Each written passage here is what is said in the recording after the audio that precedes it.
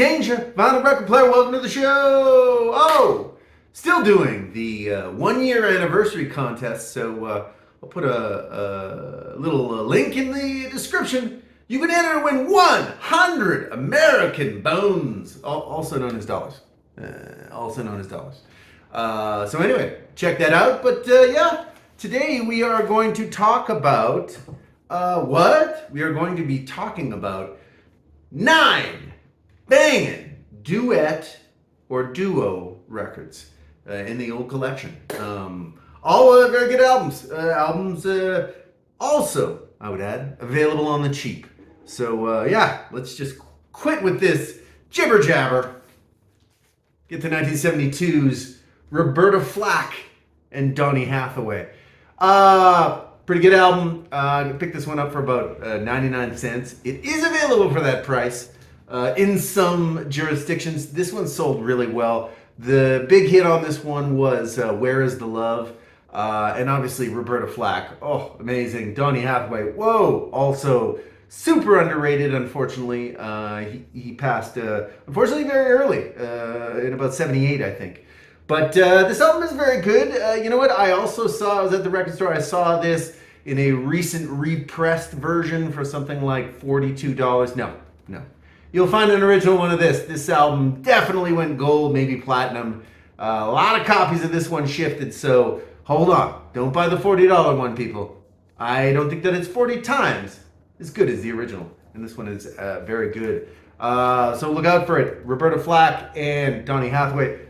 Just as a side note, anything from Donny Hathaway and Roberta Flack in that era, around 72 to maybe 74, is also a thumbs up. From 70, I don't have a lot of greatest hits, but I've been picking them up now, because why not? Some artists are not full-on album track by album track type of bands or artists. It's just a fact. Some of us have great singles, the albums not so much. And soul music, particularly in the, I'd say early, at least into the later period of the 60s, there were a lot of not very great soul albums. Greatest hits though, this is good. This is obviously Marvin Gaye, legend, and also Gaye-Terrell, great singer, very beautiful woman. Unfortunately, she had cancer and did.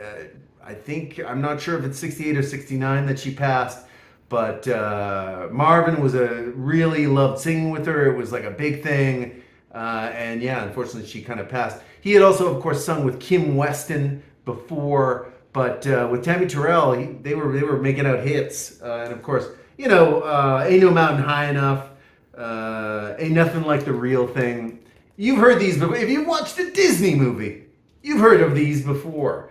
But anyway, nice little buy. I think I got this for a couple bucks. Worth it. Gaye-Terrell, Marvin Gaye, greatest hits. Very good one from 70. This is also a surprisingly good one. I've shared this record before. Linda Clifford, Curtis Mayfield from 79-80. The Right Combination, friends. Of course, on the RSO label. Yeah, what to say about Curtis, except, woo, you can keep buying his records up into the 80s. That's what I know so far. I'm continuing to buy. If I see him, I'm buying them. This one, I thought, oh, love duets. There's a lot of, it'll be a lot of ballads. Nope, it's Banger Town. Banger Town.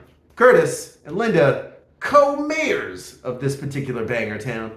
Like I say, a lot of upbeat numbers on this one. Not too much of that, too many Casio synths type of 80s soul either. This is really good stuff, actually. I was very surprised. Like I said, I got this probably for about $3. The Right Combination from 79-80. Linda Clifford, Curtis Mayfield. If you see it, you should get it. Obviously, we got to talk about the sexiest sexiest album made by a married couple in the history of music. That's right here. Gwen and George and Gwen McCrae. Duet album, but to be fair, they were actually a duo really early on in their career before, of course, George, rocked it, you could say. I mean, if you wanted to. With Rock Me Baby in, I think, 74, 75, had a top 10 hit with that. Then Gwen goes ahead and does Rockin' Chair. Both members of the couple, a rockin'. That reminds me of what leads us off. Baby, I'll do the rockin'. But yeah, track end to end, this album is a banger. Most of the jams are written by Clarence Reed, kind of noted Miami soul guy. Also, I forget. I think he was like he did sort of a parody thing too, and he called himself Blowfly. Not 100% on that, but what I do know is this record is sexy. Another classic on this one is Mechanical Body. Woo, woo. Lazy Boo come out for the Mechanical Body is all I'm saying. But yeah, it's available on streaming. Check it out. This is not an easy record to find. I think this sold kind of nothing. And as an additional sad note, unfortunately, Gwen and George were married. And after this LP, but no, not so much. I don't know if they were like, that sold crappy. I don't know. It was the 70s. There were drugs. They each had a top 10 hit. There was some cheating. Let's be honest. So yeah, George and Gwen McRae together from 75 on the Cat label. If you actually happen to see this is worth paying for. I think it's cover to cover, just a legendary album. Nobody talks about it. My man, the Iceman right here. Jerry Butler and Brenda Lee Eager. Actually, he did have a couple of soul charting hits. Also, top 25 was Ain't Understanding Mellow with Brenda Lee Eager. And so they thought, and then I believe If It's Real What I Feel also was a top 10 R&B chart placement. So yeah, the love we have. It's a good album. It's not the best duet album ever, but it's great. Brenda Lee Eager has just got this amazing voice where, like, it's not as giantly strong as some of the legendary divas, but woo, she gives it 1,000% effort, and she does have a great voice. It's just that sometimes let's just say she tries to lift weights that maybe are a little bit too much for her biceps, but at the same time I'm like, girl, rip it. And like I say, good album. This album, don't pay anything more than $7 for this album. I've seen this album almost ever. If you get a great condition one, maybe someone will ask for 10. But this album is available in the bins, a lot of them. So yeah, but I enjoyed this one from 73. Obviously, the Iceman with Brenda Lee Eager. Getting into the duos area, of course. Can't stop me from talking about Double Dynamite from 66 by who? By Sam and Dave. Also great matching outfits on the cover. Who doesn't love that? This record, I think, is You Got Me Humming is on this one. This one doesn't have Soul Man or Hold On, I'm Coming. But a lot of good ones on this one. You got Soothe Me, which is, I think, a Sam Cooke classic. You Got Me Humming is another good one. Said I Wasn't. Yeah, this is basically Isaac Hayes and David Porter writing most of the tracks on this, getting it going, getting it heated up. They're gonna write Hold On, I'm Coming. They're gonna write Soul Man. Sam and Dave are gonna be huge. Here's the problem. Sam doesn't like Dave. Dave doesn't like Sam. So yeah, ensue a lot of years of arguing, and just literally by, I think, 70, they just would never see each other again. Sam Moore would, of course, perform with another Dave in the 80s. Of course, the real Dave would sue him. Blah, blah, blah. Long story, but it's a shame. Sam and Dave, when they sang together, genius, kind of call and response, very gospel-y. But Double Dynamite from 66 is worth a buy. A lot of people have the greatest hits, which is great, but it's also worth digging into their catalog, which is maybe about 4 or 5 albums before they, like I said, they said, Dave, get out of my life, and Sam, don't let the door hit you on the way out. Or, I mean, it was probably more profanity laden, let's be honest. So, yeah, classic. This was a very interesting record from 66, 67 as well. The pure sound of the Purifies, James and Bobby. Now, the question is who came first, Sam and Dave or James and Bobby Purify? Doesn't matter. The Sims Twins came before then. They were actually produced by Sam Cooke. I think they originally did Soothe Me, which was I think something on this. And then I think actually, is it on this too?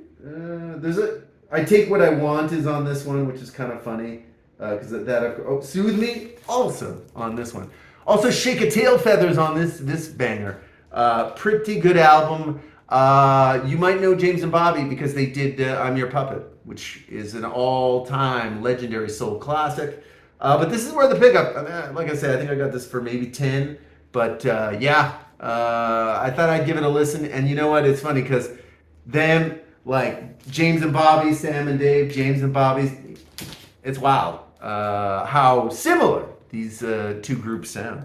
So pure sound of James and Bobby. Purifies. Might be purifies. These pronunciations, you know what I mean? It's a newbie. This is a bit of a newbie. 2017, To Another. Saw this band when I was up in Los Angeles. Actually ran into VC legend The Waxed when I was up there. But on a whim, basically what happened was I met these guys in the hotel pool. And they were like, hey, you should come see us. And I was like, okay. And I actually went and saw them. And you know what? They were funky. They were smooth. Very funky, very soulful, I would almost say Hall and Oatesy, but not quite. But man, they had the ladies and the gay men on the fire in that gig. And I was on fire too. What am I going to say? It was fantastic. It was an extra special show. To Another, really interesting band. One of the gentlemen is from Australia, the other from England. They both live in Europe. Fantastic stuff. Take a look at this one if you manage to find it. And we'll end up with a singer-songwriter duo, married couple, Ashford and Simpson. I have quite a few records by them. Great writers. Wrote for Motown for a lot of years. This, of course, is on I believe, the Warner Brothers label. Good thing they didn't sign to Motown because Motown, a lot of people got lost in the shuffle over at Motown. But anyway, this is from '73. Great record. This one is called "Give Me Something Real." You want something real? It's right here. Little bit of a note, these are very listenable, very fun records. Most of the songs are written by, of course, Ashford and Simpson. And you know what? They're great. And additionally, you can get these records sometimes for $2-3. Like I'm talking about in the regular bins. I'm not sure why. They sound fine. They sound great. The music is good. But yeah, I think, people they don't buy them these days. But this one was well worth a pickup. And like I say, I've got a few other ones. So Ashford and Simpson closing out this 9 LPs by duos or duets. Really, I don't know, just fantastic stuff. And all right, yeah. So that is it for the video. Obviously obviously subscribe. Don't forget to enter the contest to potentially win 100 American dollars. Still doing the draw, probably November 1st, I believe is the date. Contest closes Halloween 2023. So again, thank you again for joining me. I've been Craig Danger, the vinyl record player. I'm going to go ahead and I'm going to see you on the next one.